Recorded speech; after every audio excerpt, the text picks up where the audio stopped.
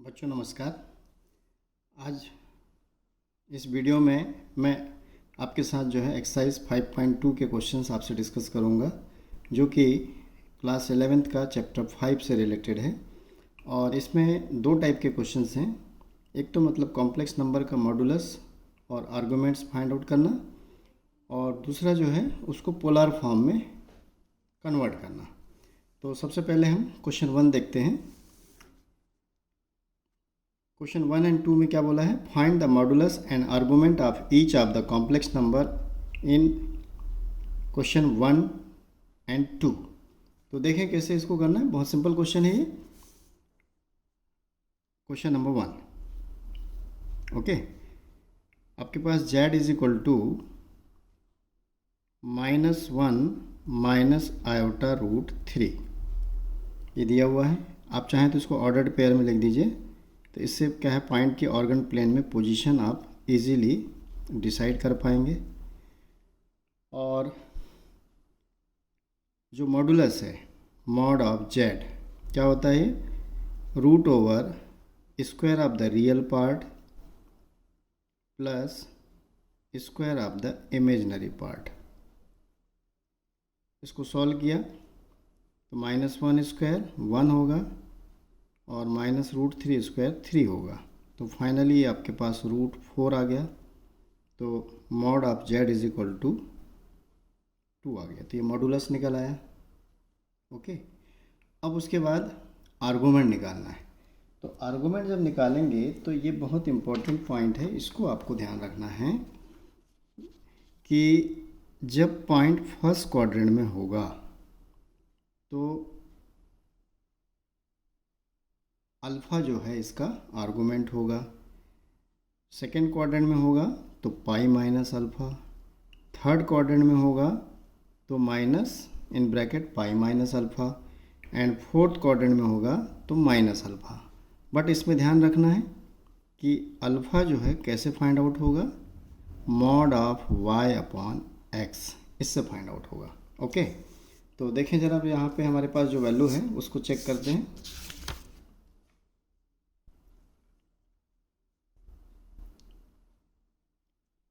पहले हम अल्फ़ा निकालेंगे। तो tan of alpha is equal to mod of -√3 upon -√1, sorry -1। तो इस तरह से ये एब्सोल्यूट वैल्यू क्या हो जाएगी? ओनली √3। और ये जो है tan की 60 डिग्री की वैल्यू है। तो अल्फ़ा इज इक्वल टू आपके पास π/3 है, ओके। अब पॉइंट की पोजीशन को आपको शो करना है। तो z lies on -1 minus √3, third quadrant. Therefore, argument of z is equal to, अब क्या बताया था मैंने? थर्ड क्वाड्रेंट में आर्गूमेंट क्या होगा? ये दिया हुआ है minus pi minus alpha, minus pi minus alpha, okay. तो देखें क्या होगा? माइनस पाई माइनस π/3, अल्फ़ा की वैल्यू हमारे पास π/3 है। इसको सॉल्व करेंगे तो -π/3, एलसीएम ले लिया, 3π माइनस पाई अपॉन 3। तो फाइनली आपके पास आ जाएगा ये -π, और ये आ जाएगा, सॉरी -π कहाँ से आ गया, इनटू, इसको आपने एलसीएम लिया तो कितना हो जाएगा? ये 2π/3, मतलब आर्गूमेंट आ गया -2π/3। और इस तरह से इसके आर्गूमेंट और मॉडुलस दोनों निकल आए। तो आसान है क्वेश्चन, आपको जो सिस्टम है उसको ध्यान में रखना है। जैसे इसी का क्वेश्चन नंबर 2 लेते हैं हम। आपके पास z इज इक्वल टू है -√3 प्लस आयोटा। ऑर्डर्ड पेयर में हमने लिखा इसको, तो यह आ जाएगा -√3, 1, ओके। अब मॉड ऑफ z, तो मॉड ऑफ z जो है क्या आ जाएगा? Root over -√3 square plus 1 square. तो यह आ जाएगा आपके पास 3 + 1 अगेन इसका 2 आ गया, तो mod of Z is equal to 2 हो गया।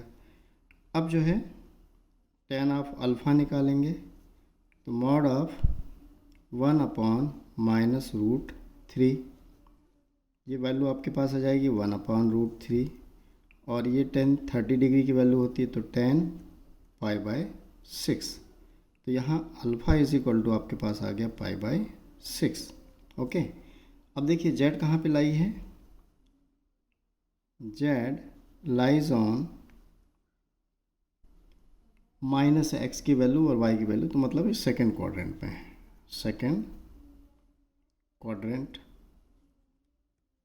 देयरफॉर आर्गूमेंट ऑफ जेड ये होता है सेकेंड क्वाड्रेंट में पाई माइनस अल्फ़ा। अल्फ़ा की वैल्यू आपके पास π/6 है, एलसीएम लेंगे तो 6π माइनस पाई अपॉन 6, तो फाइनली ये आ गया 5π/6। तो इस तरह से ये भी आपका क्वेश्चन जो है कंप्लीट होता है। तो ये क्वेश्चन नंबर 2 था। अब जो क्वेश्चन 3 to 8 हैं आपके पास, ये भी इसी तरह से सॉल्व करना। पोलर फॉर्म में फाइंड आउट करने के लिए आपको क्या करना पड़ेगा, आर्गूमेंट और मॉडुलस दोनों निकालना पड़ेगा। ओके, तो देखें ज़रा इसके क्वेश्चन। जो क्वेश्चन नंबर हमारे पास 3 है, उसमें दिया हुआ है Z is equal to 1 minus iota, z is equal to 1 minus iota. Ordered pair में 1 माइनस 1 लिख दिया, ठीक। आर निकालेंगे तो ये मॉड ऑफ जेड होता है, ये हो जाएगा √1² प्लस -1², तो ये आ गया √1 + 1 इज इक्वल टू √2। आर निकल गया। अब थीटा निकालेंगे, तो tan of alpha is equal to mod of -1/1 is equal to 1 हो गया, और ये जो है आपका 10π/4 की वैल्यू है, तो अल्फ़ा इज इक्वल टू आपके पास आ गया π/4।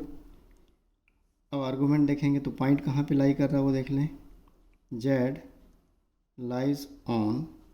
अब देखिए एक्स की वैल्यू पॉजिटिव है, वाई की वैल्यू नेगेटिव, मतलब कौन सा क्वाड्रेंट हो गया, फोर्थ क्वाड्रेंट,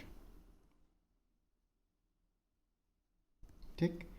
तो आर्गूमेंट ऑफ जेड, जिसको जनरली हम थीटा से रिप्रेजेंट करते हैं, ये वैल्यू हो जाएगी -अल्फ़ा, मीन्स -π/4।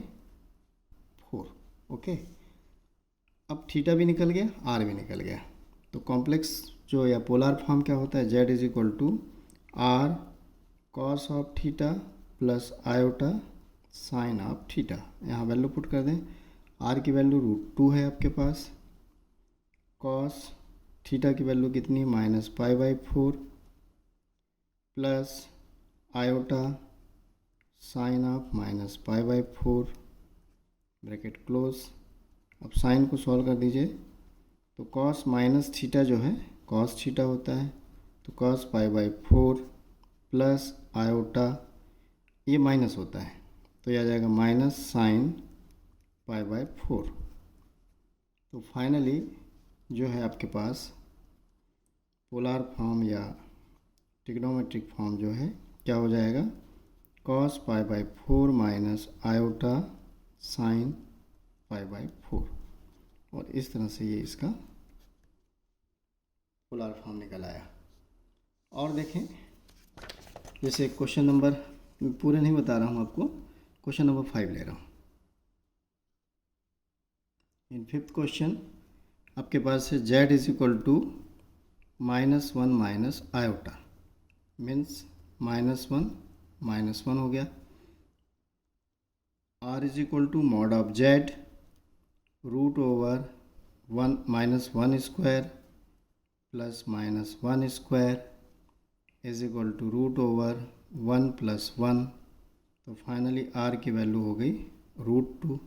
ओके, अब हम आर्गूमेंट के लिए जाएंगे, तो tan of alpha is equal to mod of -1/-1, ये वैल्यू 1 होगी, तो यह आ जाएगा आपके पास tan ऑफ π/4, तो अल्फ़ा इज इक्वल टू π/4 आ गया। तो अब आर्गूमेंट क्या होगा देखेंगे। तो ये पॉइंट कहाँ पे लाई कर रहा है, दोनों नेगेटिव है, मतलब थर्ड क्वाड्रेंट में है। Z lies on third quadrant,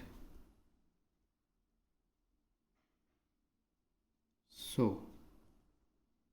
theta is equal to, या argument of Z is equal to क्या हो जाएगा, थर्ड क्वाड्रेंट में होता है minus pi minus alpha, alpha is the pi by 4। तो ये आ जाएगा आपके पास -3 पाई बाय 4। तो इसका जेड का जो है polar form r√2 cos of -3 pi by 4 plus iota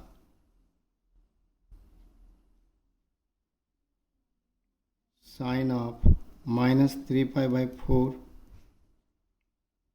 अब साइन को सॉल्व कर लीजिए तो finally √2 cos minus theta cos theta होता है, तो cos ऑफ 3 पाई बाई 4, ये माइनस होता है तो minus iota sine 3 pi by 4, और ये आपका आंसर निकल आता है। तो इस तरह से मतलब आप इसको पोलर फॉर्म में कन्वर्ट करेंगे। और देखें एक दो क्वेश्चन, नेक्स्ट हम ले लेते हैं क्वेश्चन नंबर 6।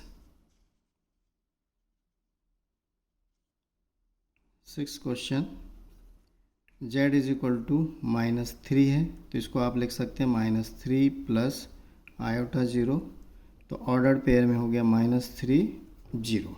ओके, तो r is equal to mod of z is equal to √3² plus 0² 0 होगा, तो ये फाइनली आपके पास 3² ही बचेगा, तो ये आ जाएगा आपके पास 3। ठीक, अब जो है tan ऑफ अल्फ़ा निकाल लें, tan अल्फ़ा इज इक्वल टू 0/3, वैल्यू आपकी 0 हो गई, 0 मतलब tan ऑफ 0। ठीक, तो अल्फ़ा इज इक्वल टू 0 आ गया। अब जो है पॉइंट कहाँ पे देखना आपको, तो एक्चुअली ये एक्स एक्सिस का नेगेटिव डायरेक्शन में पॉइंट है और इसको हम थर्ड क्वाड्रेंट में काउंट कर सकते हैं। तो z lies on third, sorry second में ले लीजिए, सेकंड क्वाड्रेंट। जनरली होता है क्या, ध्यान रखिए कि जैसे हमारे पास इधर से एंगल चल रहा है काउंटिंग, मतलब पॉजिटिव डायरेक्शन, तो वाई एक्सिस का ये जो पॉइंट है इसको हम फर्स्ट क्वाड्रेंट में काउंट करेंगे। एक्चुअली है तो वो वाई एक्सिस में, इसको काउंट करेंगे सेकंड क्वाड्रेंट में, इसको काउंट करेंगे थर्ड में, और इसको काउंट करेंगे फोर्थ में।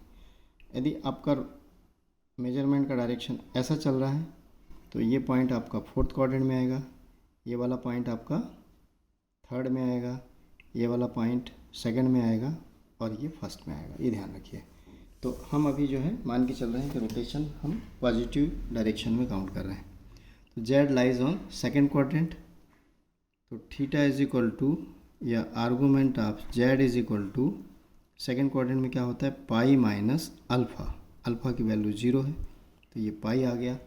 तो इस तरह से Z is equal to R की वैल्यू है 3 cos of pi plus iota sine of pi, ये इसका पोलर फॉर्म हो गया। ठीक, लास्ट क्वेश्चन नंबर 8।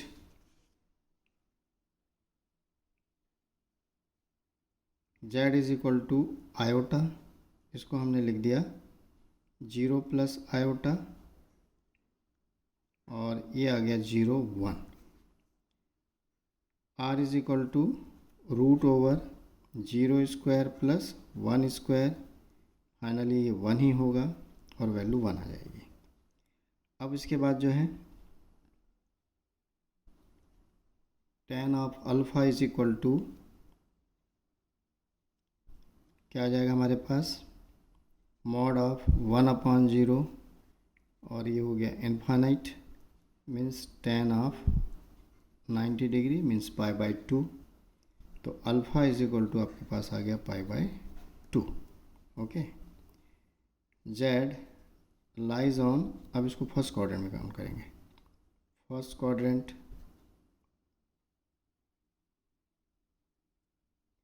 तो theta is equal to argument of Z is equal to, ये आ जाएगा direct alpha means pi by 2। तो इस तरह से इसका polar form z is equal to r 1 है, cos of pi by 2 plus iota sine of pi by 2। ये 1 मीनिंगलेस है, तो फाइनली ये हो गया आपके पास cos pi by 2 plus iota sine pi by 2, और यही इसका आंसर होगा। तो डियर चिल्ड्रन, मुझे उम्मीद है कि आपको ज़रूर समझ में आया होगा, और वही बातें, चैनल यदि आपने सब्सक्राइब नहीं किया है तो उसको आज ही इस वीडियो को देखते ही सब्सक्राइब करें, साथ में नोटिफिकेशन के लिए बेल आइकॉन भी प्रेस करें। और इसी उम्मीद के साथ मैं आपको कहना चाहूँगा कि आप मेरे वीडियोस देखते रहें। Thank you, all the best.